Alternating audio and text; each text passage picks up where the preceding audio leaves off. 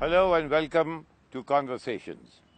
We have with us this evening Mr. Kapil Sibal, who is in fact taken the education ministry and the country by surprise by the amount of energy and the volume of work that he's been able to do in this very short span.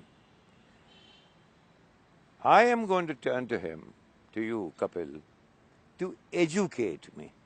Don't forget, a journalist is an expert for that one day on a subject. So, education is my subject today. Educate me. What is it?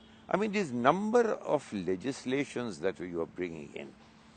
For instance, you've got this legislation to punish malpractices. Elaborate. Well, you know, what has been happening over the years is that, especially in the 90s and in the 21st century, early part of it, lots of new institutions have emerged, merely because there has been an enormous demand in the education sector, because our young population is growing, and so you need educational institutions. A lot of unsavory characters have entered into the system. The prospectus of admission says something. The reality when you get admission is something else. The money that is taken under the table, so to say, is a reality. The course is advertised as something. People say that they have a deemed university status when they don't, right? Ragging is a big issue. Again, we get the expansion of the education sector. Lot of certification courses are there. Lot of diploma courses are there, which really in reality neither have the faculty nor the infrastructure. What we are trying to do is to, through a self-disclosure system, bring in a law that in the event that self-disclosure, instead of, we are moving away from the inspector Raj to a self-disclosure regime. So and then if in the event that turns out to be false, it will be an education malpractice.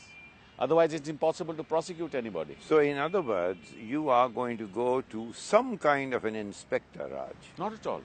Because who is going to inspect? No, nobody is going to inspect at all. How on earth are you going to? I'll give you an example. Supposing I say you have a website and tell us what your infrastructure is. What's the building? What are the people? Who are the people in your faculty? What are their degrees? Right? Which classes are they teaching? What are the total number of students that you have in each discipline? This is not, we are going to ask them to disclose on their own and then give an affidavit that this is the truth. Now, educate me on this also. How much of it is in the state sector and how much of the education is in your domain? Look, as far as the state sector is concerned, there are three kinds of universities. If we talk of higher education, there are three kinds of universities in India. One are universities that are set up by the state legislatures through an act of a state legislature. Then under the University Grants Commission Act, you have universities that are set up by the union government through acts of parliament. And then there are universities which are so-called deemed to be universities. In other words, they are not set up through an act of parliament, they are private enterprises, right? And they come to the UGC and say that we satisfy all the parameters that are required to become a university, and on the basis of that, please grant us that status. And there are only these three kinds of universities over which we have control. Are you happy with the role of the UGC as the apex body? At the moment, I don't want to say I am happy or unhappy. I think the time has come for this nation to move on to a more efficient, a more self-regulated, disclosure-based education system instead of Inspector Raj and Inspection Raj, right? And institutions of this nature must be manned by experts. For example, in India, we don't have a mandatory accreditation agency. You have NAC. Mandatory accreditation agency. For which we are again bringing out a law. A law. What does that mean? It means if you want to set up an institution, there must be quality accreditation. In other words, the institution, if it wants to impart education, must go through a test, an entry barrier, so that a set of experts will determine whether such institution actually fulfills the parameters required for them to get the status of a university, right? And then that accreditation. What was the practice earlier? Pardon my ignorance. There was How was it done? This was not mandatory. Accreditation was not mandatory. I just came to you or to your lackeys and said, well, here I've got this lovely building, and just call it deemed university. No, UGC would go through a procedure and satisfy itself. Therefore, your UGC will have to be revamped according to what? Of course it will have to be.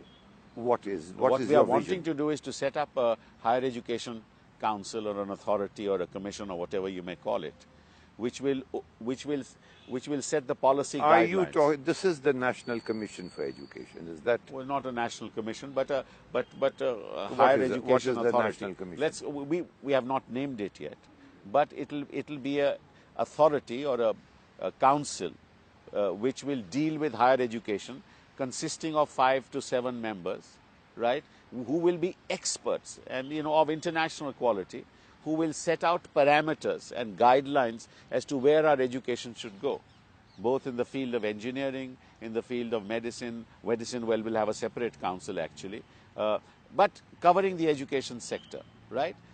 They will not perform any regulatory functions themselves, but they will be the guiding factors, in the education system, right? Kapil,